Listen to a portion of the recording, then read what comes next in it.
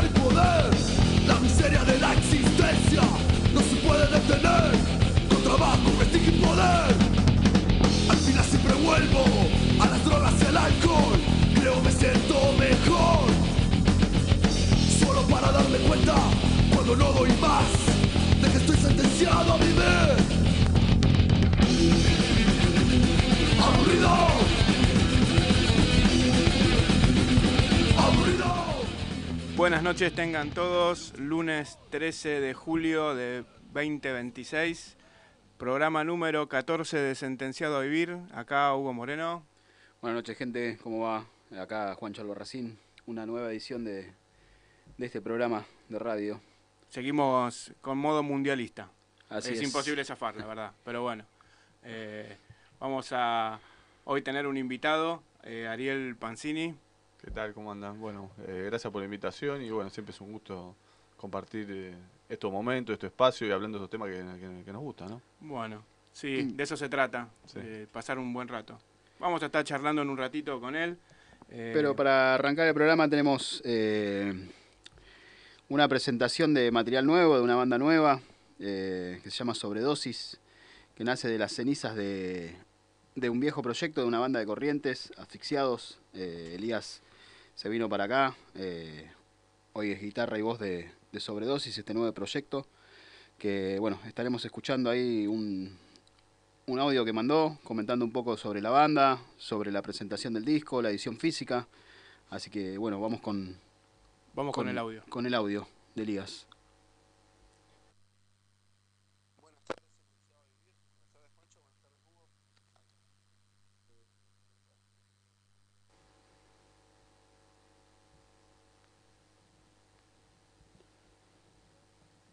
Bueno, tenemos un pequeño inconveniente.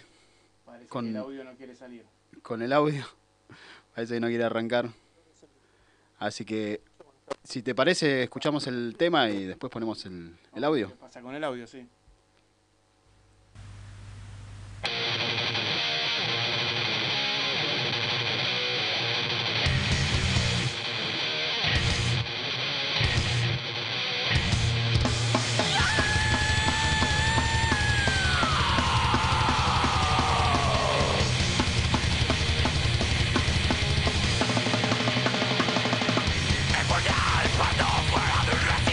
No sabe con tu fuerza, te voy a aceptar.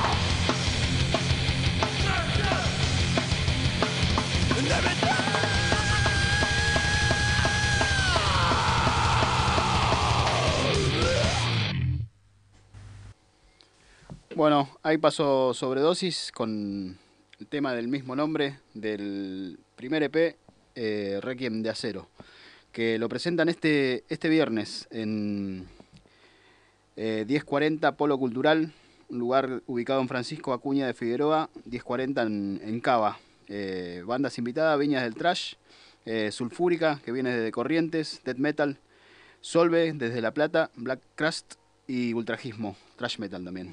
Bueno, ahora... ¿Este material está editado físicamente? Este material sale el viernes. ¿El mismo día de la fecha? Así es, se presenta la banda, se presenta el material, bueno, sale todo el mismo fiesta día. Completa. Así es, Fiesta completa. lo largamos en CDR, en conjunto con el sello Desmembrado Records, que también es de Elías, el sello este, y en cassette con el sello Up the Hammer, el amigo Manuel.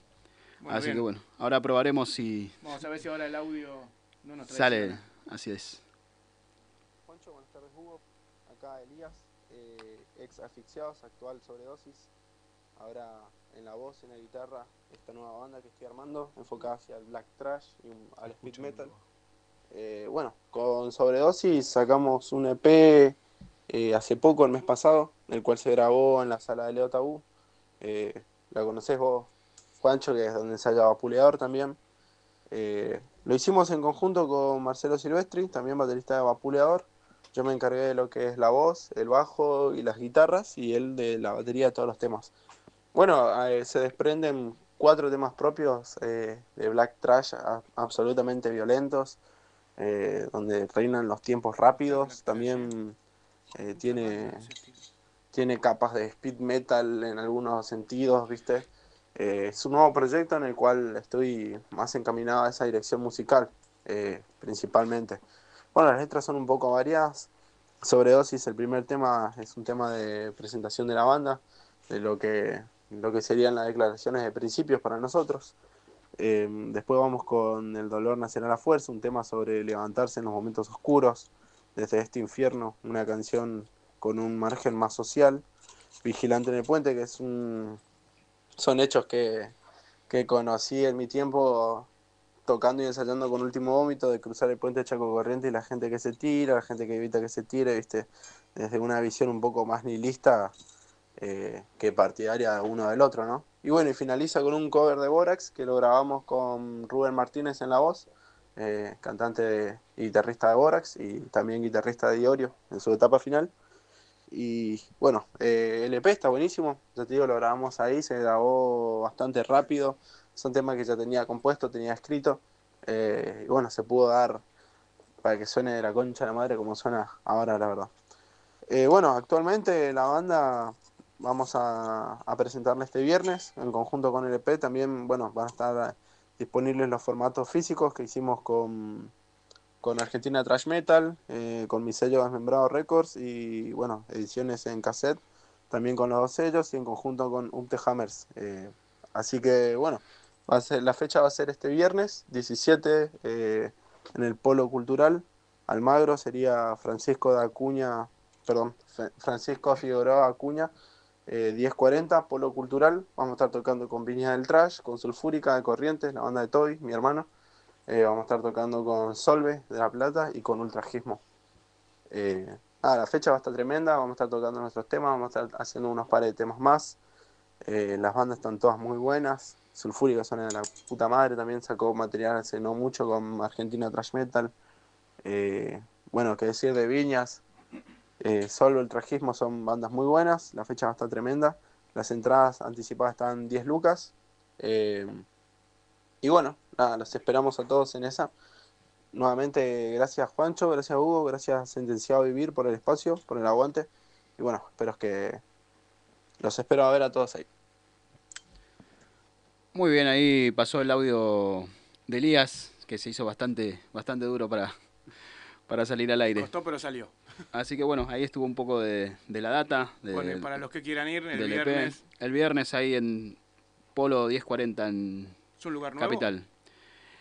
Nuevo para nuestra movida, yo la verdad no lo tenía yo no lo en el tenía radar. ni de nombre, la verdad, así que los estaremos conociendo. conociendo. ¿No? ¿Es claro, por esa zona? Exactamente, esto de los mismos dueños. Ah, claro, está bien. Bueno, que bien ahí que todo ahí se abre cerquita. otro lugar entonces para el metal. Así es, veremos qué que nos prepara el lugar, cómo está. Bueno, Así que pasamos ahora con el invitado, Ariel.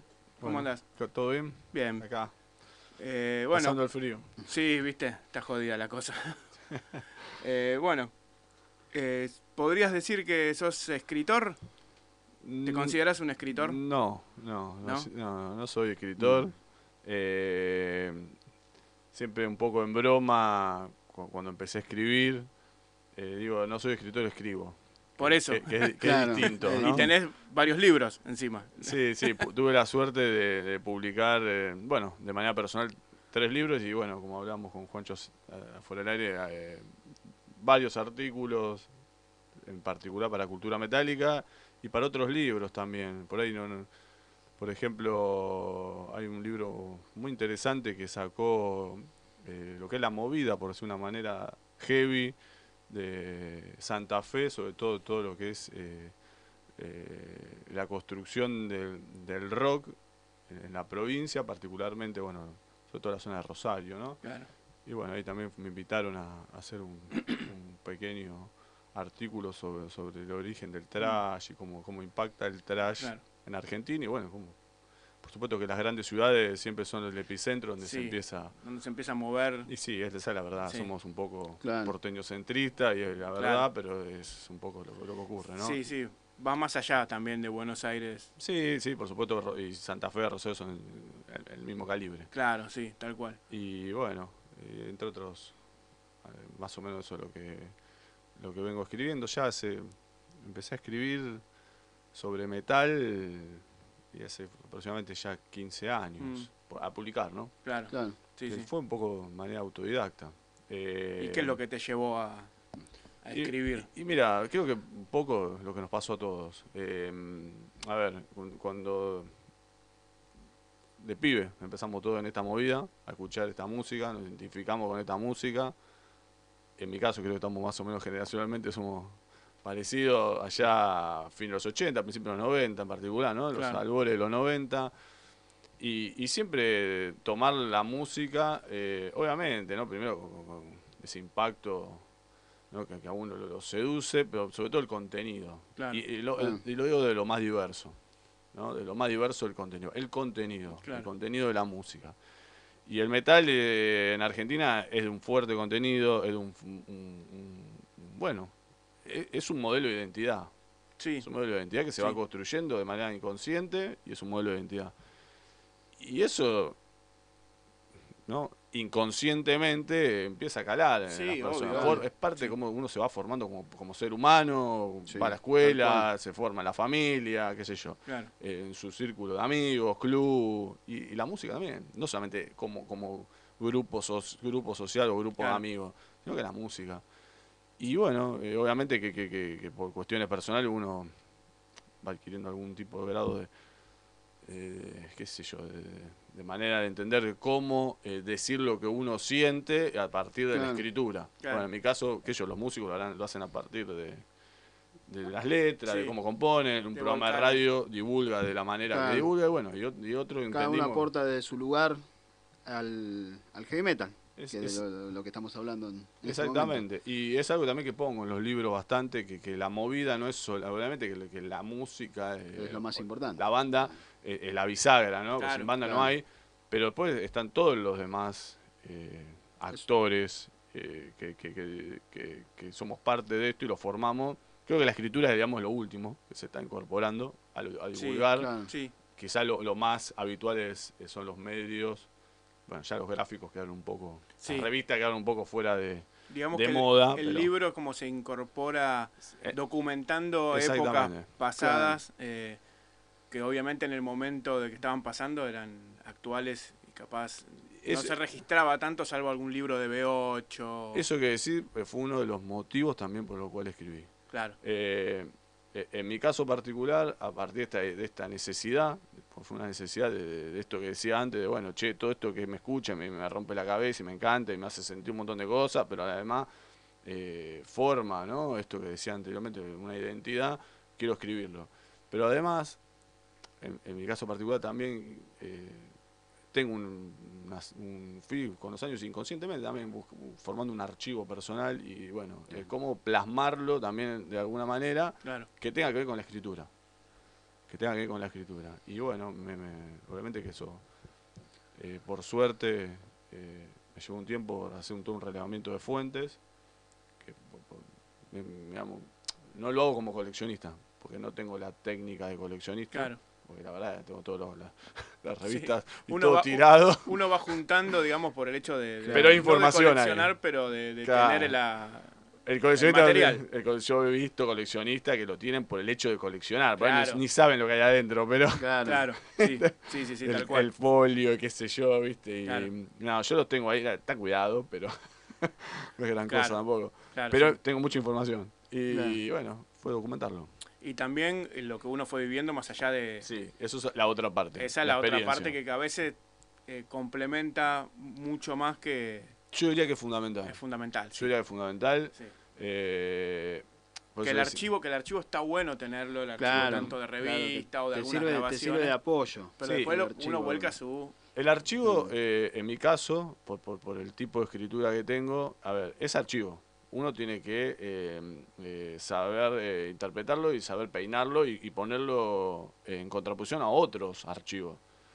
Por ejemplo, hay cosas que leíamos en los 90, en la revista Metal o Madhouse, y hoy lo lees a contrapelo con otro tipo de información y se hace otro tipo de explotación de esa fuente. Yo lo he puesto en algún libro, qué sé yo. Bueno, me voy a poner un poco crítico, ¿no? Ponelo nomás. Pero hoy hay mucha gente, parece que somos todos amigos, pero en otra época en sus columnas nos decían lo mismo, de discos. No, sí. Estuvimos hablando de Hermética afuera, obviamente una obviedad, ¿no? Pero se le pegaba. Era muy criticado. Era el heavy grasa, el metal cabeza, sí. Qué sé yo. Y hoy no, sí, bueno, sí. Pero nosotros lo que tomamos Tetrabrí, decían, lo ponían y yo le pongo revista Madhouse, lo digo, número tanto, página tanto, fulano de tal, daba esta opinión cuando sale este disco. Nosotros siempre nos acordamos de la crítica de ¿cuál era? Del disco en vivo 93. Del disco 93 lo mataron. Lo mataron. Que dijeron que lo único bueno que tenía era la comunión que había entre el público. Exactamente, literal. Era lo único bueno que tenía Hermética. Si no me equivoco fue, bueno, perdón, voy a decir, fue Olmedo, me parece. Sí, fue Gustavo Olmedo. Sí, creo que...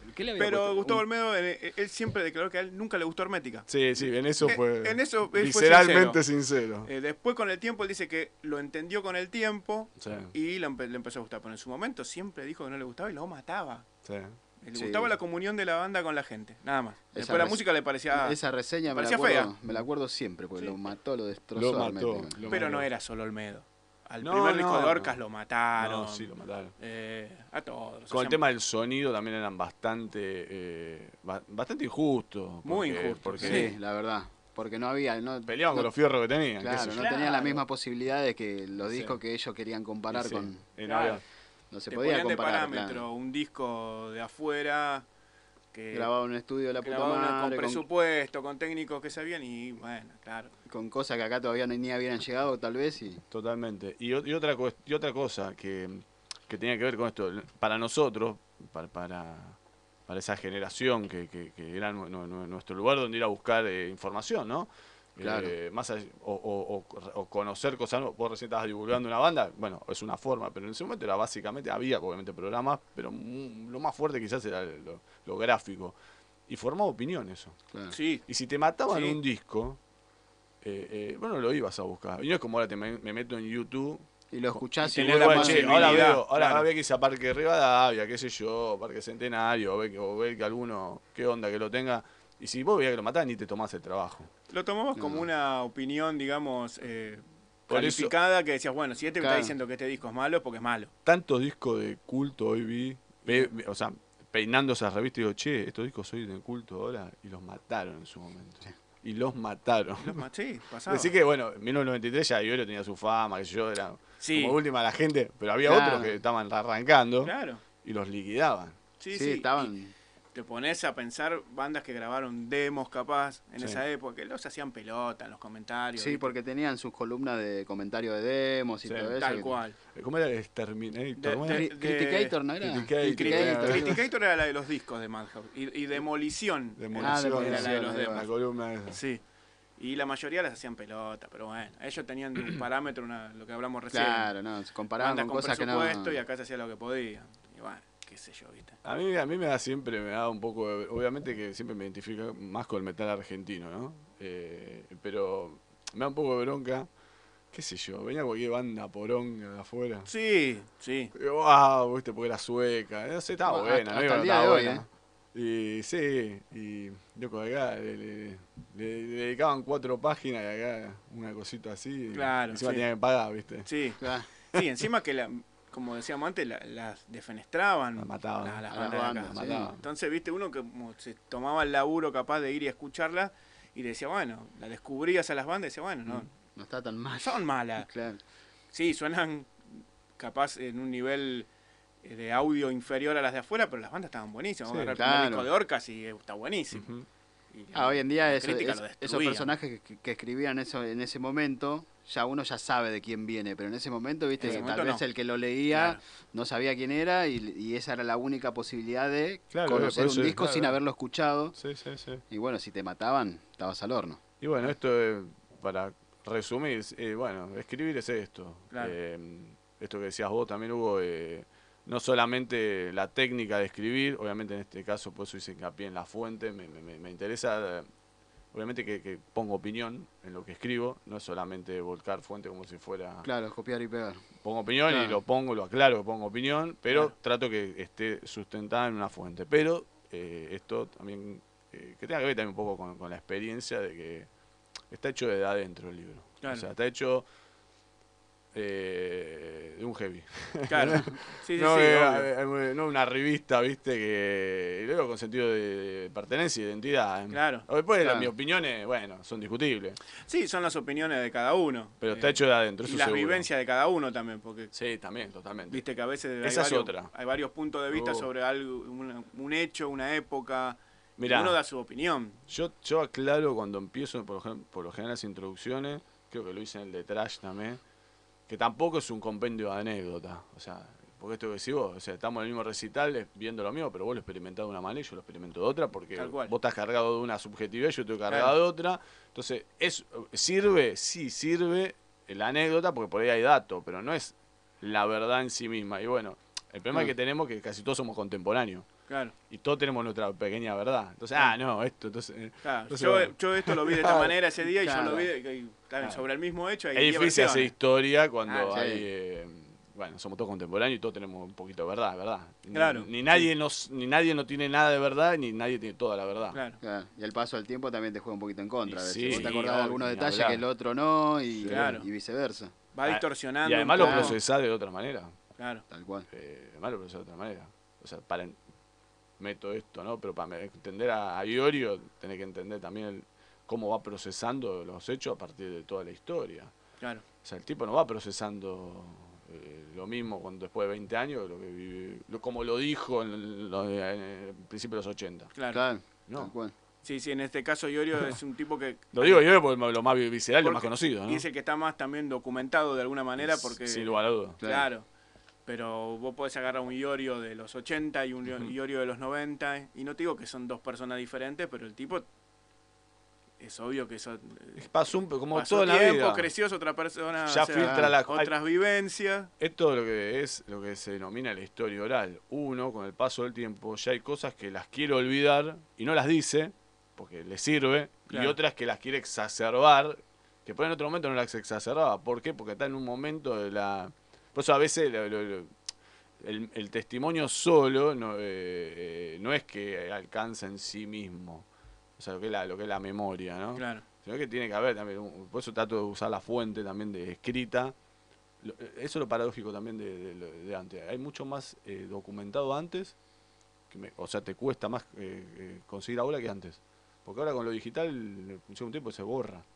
Claro. Por lo menos que yo tengo la revista de los 80, la tengo ahí guardada. Claro, estás hablando de algo que pasó hace, ponerle 10 años. Sí, 10 años, 5 años. Buscar la fuente estaba acá hace 10 y quedó acá años, nada más, en el celular, ¿no? Claro.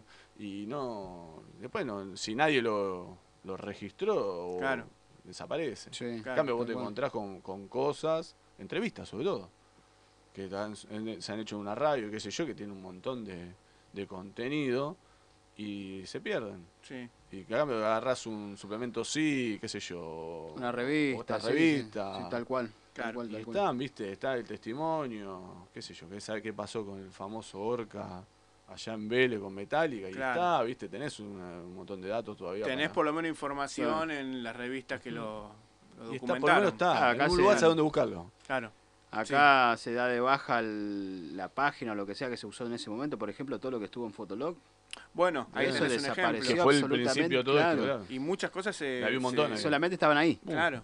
Y bueno, blogs también, había muchos blogs que fueron desapareciendo y se fue volcando mucha información ahí. Como dice Ariel, el material que estaba ahí se quedó ahí. Claro. Fue. Si no lo guardó el que lo hizo y que no perdió la computadora y que no se rompió, porque todos perdimos cosas en la computadora. Sí, obvio, y hoy más que se nunca. perdió y por ahí, no sé, tiene y alguien no lo replicó en otro lado, eso son cosas que se van a ir perdiendo con el tiempo. El afiche de Motorhead Hangar 2004. Es casi imposible conseguir eso. Ese es dificilísimo. Yo lo vi, yo fui a ese. Pará, yo tengo la entrada, la próxima la traigo. Sí, yo tengo la entrada de Argentino Junior. Claro, pues se pasó de Argentino a Hangar. La tengo borrada esa, por el paso del tiempo. Ya se empieza a borrar esa. Claro, pero afiche yo lo único que vi dando vueltas es del suplemento sí. Pero lo que es el afiche no lo vi nunca de más. Calle hubo de ese. Sí, que decía Argentino Junior. Sí, yo me acuerdo que hubo afiches de Calle de ese recital. Yo me acuerdo. Yo creo que tengo el suplemento sí también. Yo tengo la entrada, a mí me quedó la entrada. No hay foto de eso, no hay absolutamente. No del show, sino del afiche. Yo hablo del afiche. Yendo a ese recital puntual, tuvimos la suerte de que lo cubrió Clarín. Claro.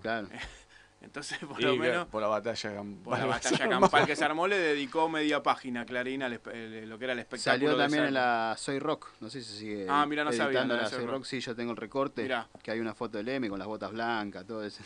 La de Clarín salió la famosa foto del que uno saltando del escenario con el plato en la mano. Que fue la foto famosa de ese recital. ¿Quién tendrá ese plato, no? Yo me acuerdo haber visto uno que se iba con un cabezal caminando por Rivadavia. Es que había quedado todo armado.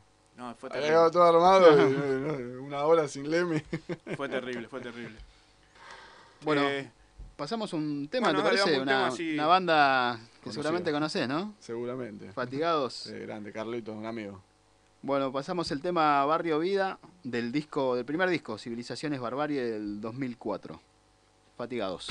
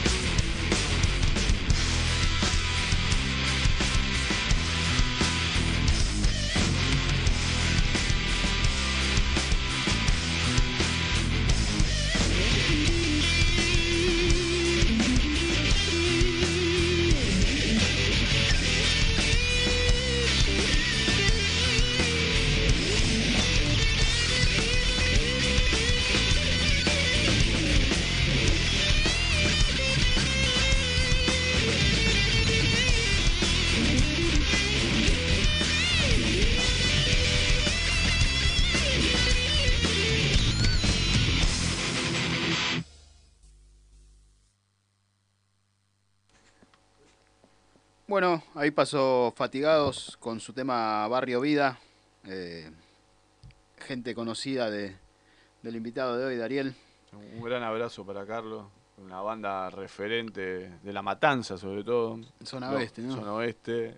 Y bueno, y un gran también divulgador de la movida, sobre todo. También esto darle una vuelta más a la música, que también es pertenencia. Con ¿no? un mensaje un más combativo. con contenido, sí. Claro. Y bueno, siempre está también promocionando eventos, invitando bandas. Bueno, claro. Más allá de la música, ¿no? Como dijimos, cada uno de su lugar aporta su granito de arena a lo que es esto, la cultura del heavy metal. Y sí. Bueno, hablando de esto, contanos, ¿cuál fue el primer libro completo, digamos, que... Y el primer libro... escribiste? Hagamos como una línea de tiempo. Una línea de tiempo, el primer libro, Heavy Metal Argentino, la clase del pueblo que no se rindió. Y fue básicamente... junté información y cosas que venía escribiendo para la Feria del Libro Heavy, esto que te hablábamos antes. Y bueno, dije, esto es un libro. Venía trabajando sobre privación legítima de la libertad de Serpentor. Y iba a ser un artículo, iba a ser una pequeña publicación, pero un artículo dentro de un libro. Y dijo, no, o sea, empecé a darme cuenta que daba para más. Y bueno, se terminó transformando en un libro personal, el primer libro, que tiene varios temas. No tiene un... No apunta a una sola temática. La primera parte del libro trata de... es una escritura que hoy ya no hago, digamos. Claro. Yo venía escribiendo, la verdad, haciendo un poco de autocrítica, muy academicista en ese momento, porque estaba cursando algunas cuestiones en la facultad, y bueno.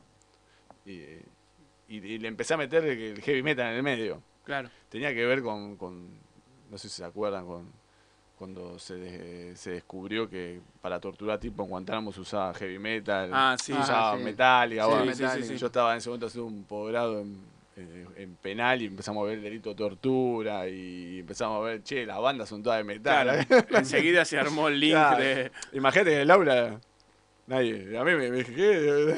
Claro. Claro.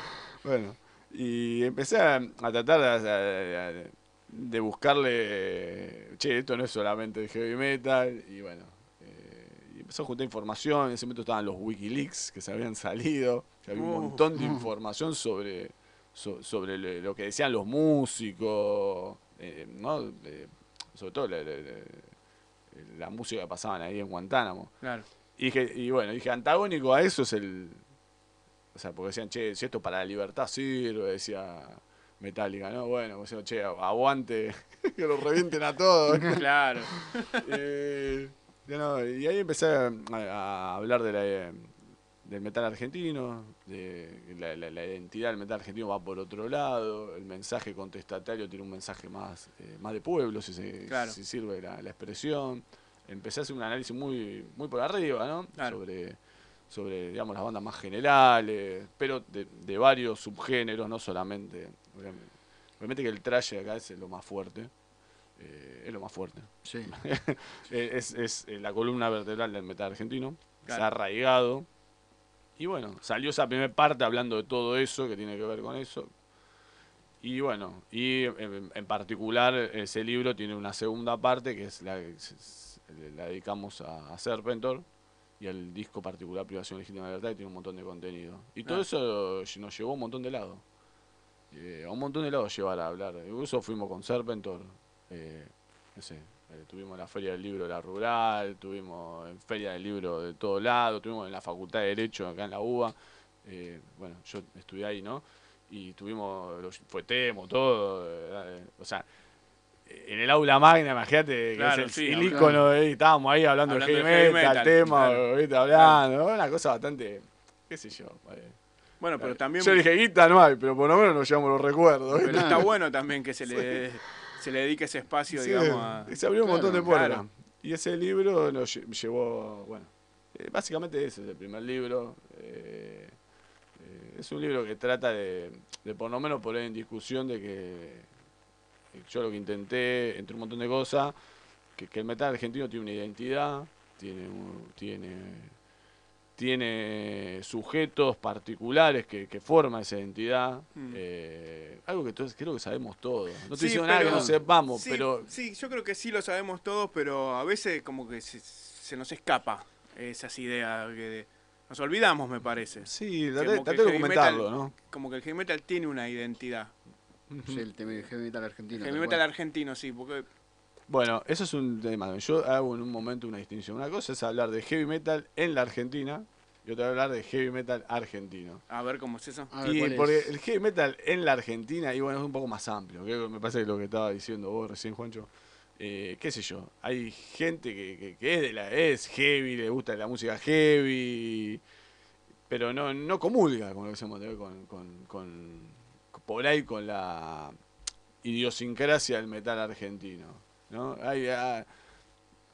Siempre se ha dado esta cuestión de un poco peyorativa del metal cabeza, claro, ¿no? Se va como denigrado un poco. Hay un poco ahí, que entonces es un poco más, es como un círculo más amplio, que está bien, viene Iron Maiden y van a verlo, viene, bueno, esa grande banda que nos gusta a todos, claro, ¿no? Que está bien, nos gusta, obvio, claro. Obvio. Pero, el heavy metal argentino es como, se cierra, yo traté de... No es para todos. Tiene una identidad particular, que obviamente está trazada en, tiene una forma particular, la música tiene una forma particular de divulgarse, que es obviamente a partir de su discurso. Claro. El discurso es fundamental. Y el discurso a veces decimos social. Sí, es un discurso arraigado social, pero no solamente de hablar de problemáticas sociales, sino también de cuestiones existenciales de las personas. Pero tiene que ver con, si vos haces un pequeño trazado de eso, con realidades de las personas de comunes, como nosotros. Claro, digamos, claro.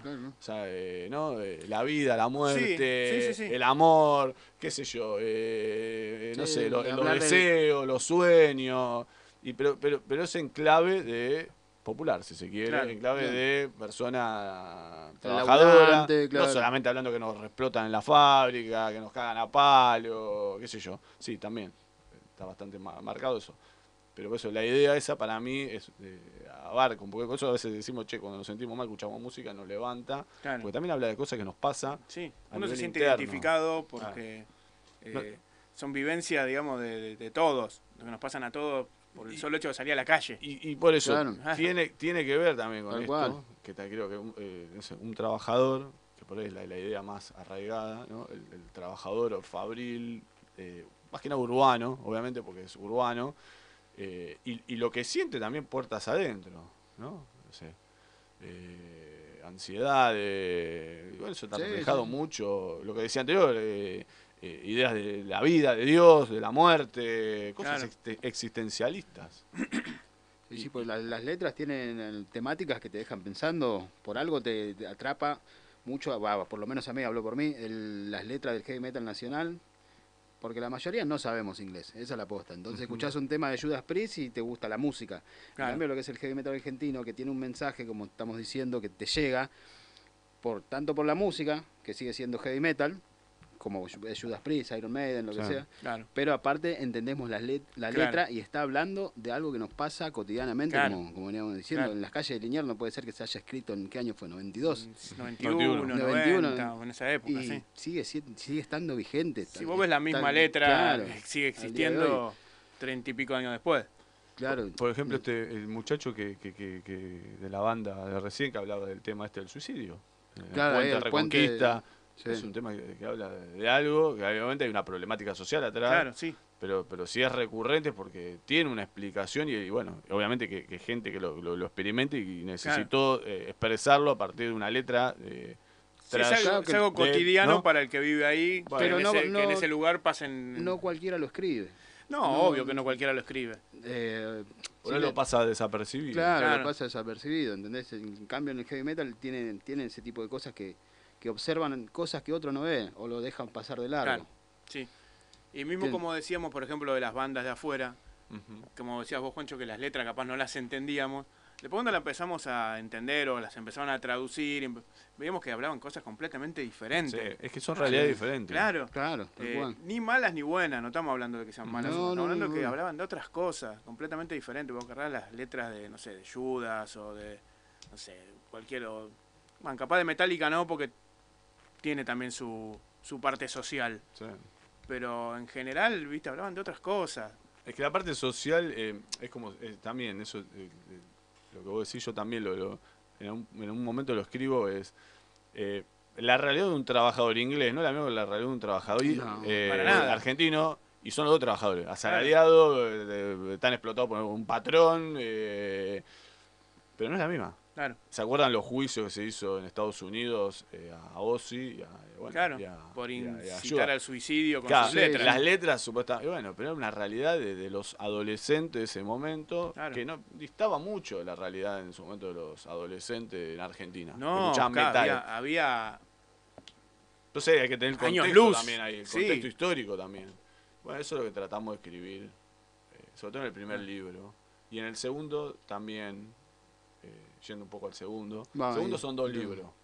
El primero es una continuación de lo que pasa en Guantánamo, porque tenía la verdad un montón de información sobre cómo la guerra imperialista utilizan la música como sistema de arma. Sistema de tortura. Sí, como sistema de arma también. Claro. O sea, los tipos invadían Afganistán y ponían equipos, o sea, esto también lo documenté, trazando gente que escribe afuera sobre esto.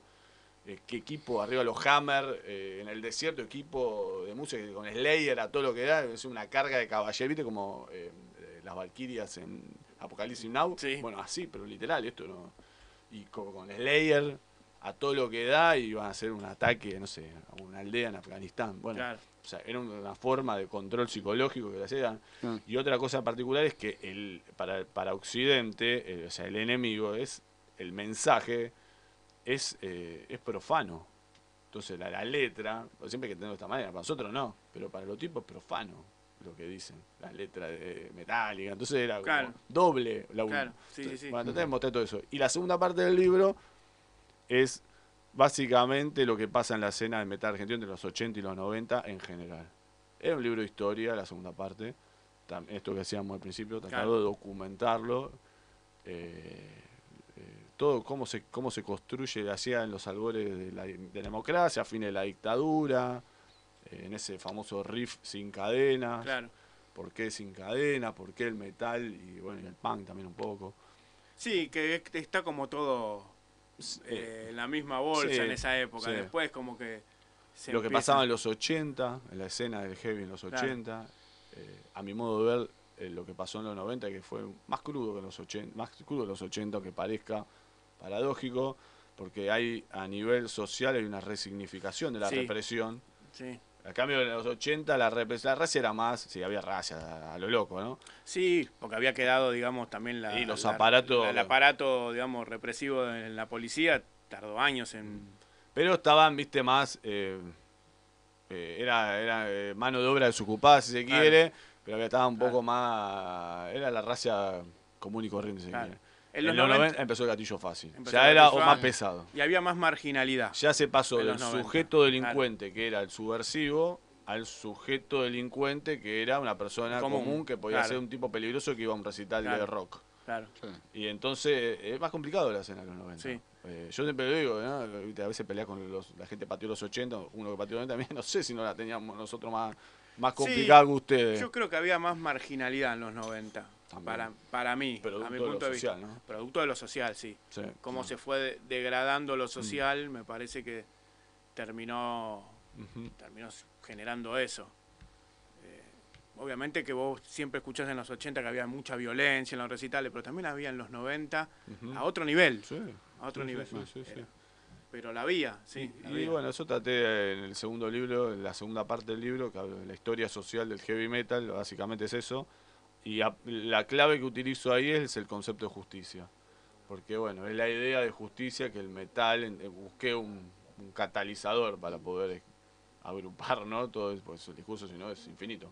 Ese mensaje contestatario. ¿Por qué el mensaje es antisistema? ¿Por qué el mensaje es contestatario? Y bueno, la idea de justicia o de injusticia que el metal divulgaba entre los 80 y los 90. Y bueno, y después llegó el trash. Ese fue el último que el libro que me gustaría a mí ir a una librería y encontrármelo. Lo escribí así, con un montón de información que exploté en la pandemia, de volverme a leer 400.000 revistas que tengo en casa, 400.000 revistas de todas, las que hubo acá en la escena. Yo lo tengo un poco leído, no lo terminé todavía, pero hay mucha data de bandas nuevas, entre comillas, digamos del 2007 en adelante, y la verdad no tengo muchas revistas donde aparezcan esa banda. Calculo que hablas de fanzine, de todo ese tipo de cosas. Te hago toda una explotación de la fuente que tengo. Claro, que tenías a mano. Y traté, el libro primero discute el concepto de trash. Me pongo ahí a discutir esto de quién inventó el trash. Y bueno, yo llego a la conclusión que en esa, no hay la discusión de todo era en ese camino de la aceleración, ¿no? A partir de lo que es la nueva ola de metal británico, que es cuando se pasa el salto del metal tradicional y que venía dominando la escena, lo que nosotros conocemos comúnmente el glam, y se cheto, como surgen todas las bandas y empieza el camino de la aceleración, el trash queda ahí dominando, y en ese comienzo de discusión yo está B8, está Civile, digo, speed metal, no sé, speed metal, dicen que B8 hacía speed metal, qué sé yo, era más o menos todo lo mismo. Medio incomprobable saber lo que hacía B8, me parece. El tema, más allá de, yo lo que llevo a la conclusión es más allá de la etiqueta, estaba ahí en la discusión B8. Obviamente que para Civile él descubrió el trash cuando fue todo lo que sabemos, ¿no? Cuando descubrió a Metallica, pero ya él lo estaba siguiendo más o menos en el 83. No sabía que se llamaba trash. Exactamente. Que la etiqueta le inventó una revista británica, como siempre. Viste que ahora están diciendo que el fútbol lo inventaron los paraguayos, pero los que lo patentaron son los ingleses. Más o menos lo mismo. Como que el punk lo inventaron los peruanos. También. Teoría de que dice que el punk lo inventó pero lo patentaron en Londres. Claro, lo patentaron en Londres. Y después después de esa discusión, también tratando documentado, con libros de otros pibes que escriben en otros países, sobre todo en España. Ahí citamos 2 o 3 autores que escriben, que están muy buenos los libros, y uno británico, 2 británicos. Y después, la historia del trash argentino. Cierro a ver más o menos algunos parámetros de qué es trash. Porque, claro, sí, muy una amplio, línea muy fina, muy amplio, sobre todo al principio. Bastante arbitrario, pero bueno. Me parece que al principio es como hay una línea muy fina. Cuando una banda empieza a hacer trash, Nepal, ponele. Hay un momento que empieza a hacer trash, antes no lo hacía. Entonces tenés que, viste, como que... Y documentar todo eso, los cambios de formaciones, la gira que tuvieron, qué sé yo, opinión también sobre cuestiones, bisagra, como la separación de Hermética, esas cuestiones bisagra que todo el mundo nos gusta hablar. Hermética es una banda dificilísima de encasillar en un estilo. Es muy difícil. Hermética es muy difícil, pero obviamente al ser el abanderado de todo eso y el trash era la música, somos trash. Yo lo que siempre digo que Hermética... sobre todo en la primera época y hasta Ácido Argentino, Hermética lo iban a ver todos los trashers, era una banda trash. Hoy en día capaz la escuchás y decís, no es trash, puede ser. Pero vos te situás en la época y Hermética era una banda trash. Que si era heavy era trash. Claro, no le gustaba al que le gustaba Kamikaze. Claro. Le gustaban los trashers. Era antagónico. Era antagónico. Si bien era todo metal, no lo seguía la misma gente. Hermética lo seguía el famoso campera de jean con la manga de cuero. Tiene que ver también con lo estético. Y otra cosa que quise también en el libro graficar para la gente que no lo vivió es cómo era la escena de Buenos Aires, por supuesto. Cómo era este circuito que hablábamos cuando estábamos afuera del aire, ¿no? Cemento, Arlequín, qué sé yo. Dijul, qué sé yo. Cómo era en provincia. Que también tenían sus lugares. Los clubes, sus lugares, pero no había, qué sé yo, por ahí un lugar tan... de 90 para adelante por ahí sí, pero por ahí eran clubes más, ¿viste? Yo, el Club Deportivo Muniz, me acuerdo. Claro. De haber ido un montón de veces. En San Martín. Sociedad de Fomento. Cosa que ahora quedó mucho de lado eso. Cuesta se ve muy ver poco, un show en un lugar así hoy en día. Que te lo den más difícil. En ese momento eran cancha de básquet, ¿te acuerdas? Cancha de básquet, sí. Sí, tal cual. Más o menos traté de graficar para que la gente se sienta en atmósfera y no sé, se sienta entrando a Arlequines, ¿no? Subiendo la escalera esa o entrando a Cemento, cómo era entrar a Cemento, no sé, los lugares, más allá que todos te hablan siempre de lo mismo, de Cemento. Sí, siempre te hablan del baño de Cemento. Y era mucho más que el baño. Claro, era mucho más que eso. Claro. Pasaban un montón de cosas que estaban buenísimas, más allá de lo que el baño No había agua. Y era el típico baño de un lugar de un recital. Si no, no hubiera sido cemento. Si no, no hubiera sido cemento. Pero pasaban un montón de cosas en cemento, más allá de la banda que ibas a ver. Yo digo, siempre fue el lugar más seguro dentro de lo inseguro que conocí. El único lugar donde conocí al dueño y a los dueños. Jamás conocí a los dueños de un lugar. Eso es genial. Vos vas a la puerta, al Teatro de Flores. ¿Y ¿Quién es el dueño del Teatro de Flores? Una empresa, vas a, no sé, a Group. ¿Quién es el dueño de Group? Vos ibas a Cemento. Estaba ahí en la puerta el chabón. Chabán, siempre vos sabías que Chabán era el dueño de Cemento. Y si tenías un quilombo, el chabón estaba ahí y qué sé yo, ¿viste? Por lo menos se decía, che, si quieras putear a alguien porque te pasó algo, y el chabón te sacaba cagando, no importa. Pero, ¿viste? Muchas veces estaba en la ventanilla y sí, el hermano por lo general. El hermano estaba mucho en la barra también. Como la barra esa de costado. Esa barra que era bizarrísima también, que a veces salía Chabán en pelota con un megáfono. Era una cosa de un delirio era Cemento. Bueno, era parte del lugar, todo eso. Si no, no hubiera sido lo que es. Claro. Y bueno, y qué sé yo, no sé, se me han pasado 200.000 cosas que escribí en el libro, pero claro. Nada, eso. Fuente, mucha fuente. Pero mucha siempre cita, entrevistas, rescaté muchas entrevistas, me parecieron importantes, de cosas que dijeron los tipos en su momento, que es lo que hablábamos antes. No, el Iorio de 1989 o 1991, claro. No, el Iorio de, ya hablando, perdón, ¿no? Huevada en 2008, con Casella. Claro, sí. Eso tiene una banda de cosas importantísima. Claro. Y bueno, eso. Pero es lo que decíamos, es la misma persona que uno la fue documentando a través del tiempo, porque es un tipo público y bueno, obviamente que a uno capaz le pasaría lo mismo. Sí. Claro, o sea, vos te agarran a los 18 años, después te agarran a los 40. Como se suele decir, nadie resiste el archivo. Nadie resiste. Así, y Iorio es un extremo porque bueno. Algunos periodistas especializados menos que menos. Sí, bueno. Tal cual. Hablamos de uno hace poco, hace unos minutos, que no sé si vieron la nota que criticó las letras actuales del heavy metal porque dice que se quedaron en el tiempo. Sí. ¿Lo escuchaste? Sí, ¿No lo escuchaste? Sí, igual. Dice que se quedaron en el tiempo. Pero bueno, es parte de lo que estamos hablando, parte de lo que es la esencia del metal. ¿Qué vas a hablar? Si tu problemática es salir a la calle y que te para la cana, igual, ¿de qué vas a hablar? Claro, no sé qué espera. Creo que es el mejor momento para hablar de esas cosas. Me parece que está como volviendo todo para que hables de eso. Claro. Si no decís nada porque no estás haciendo música contestataria, estás haciendo la música que nosotros criticamos que era para divertirse nada más. También nos divertimos porque nos divertimos, pero... ¿Por qué es parte también para divertirte? Pero lo que vos me decías, tiene una identidad también. Entonces tenés que... No te digo respetar, porque acá no hay reglas, pero tiene una identidad. Sí. Entonces como que... Igual sabemos todos sabemos de quién hablamos, ¿no? Es muy particular, ¿no? Es muy particular, siempre fue muy particular. Estaban los recitales anti-él, ¿la verdad? Sí. Sí. Pero siempre fue muy particular. Ojo, yo como periodista lo respeto al tipo. Y a mí me gustó, yo se lo dije de la cara, a mí me encantaban comprar más que lo primero de leer era la editorial de él. Me encantaba. Después, viste, él hablaba, me acuerdo, todavía estaba la colimba, en contra de la colimba, en contra de la racia. Y después lo veo ahora. Se rebotón ahora. ¿Qué pasó en el medio? Pero bueno, le ha pasado a muchos. Así le ha pasado a muchos. Lamentablemente. La verdad que... Bueno, el tiempo nos quedó corto nuevamente. ¿A futuro hay algo? ¿Estás tranquilo? ¿Tenés alguna idea?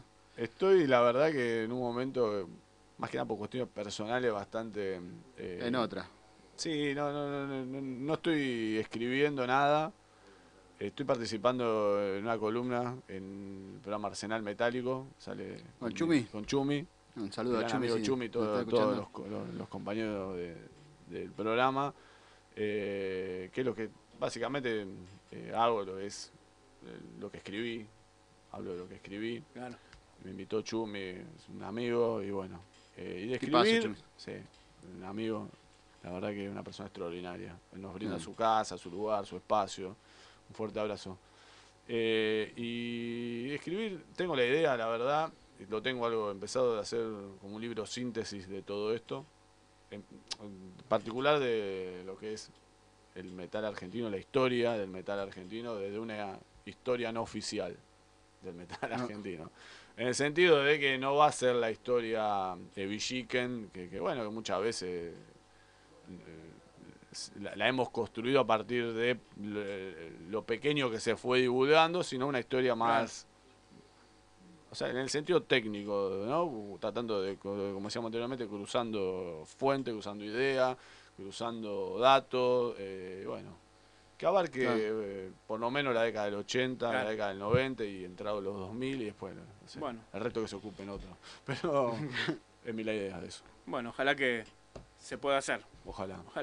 Bueno, Ariel, muchísimas gracias por haber venido, por haber aceptado la invitación. Gracias a ustedes. Lamentablemente el tiempo estamos a disposición. Es tirano. Sí.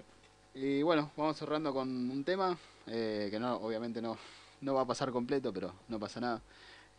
Razones Conscientes, Vuelta al Barrio. Nos escuchamos el próximo lunes. Chao, gente, hasta el fin de semana que viene.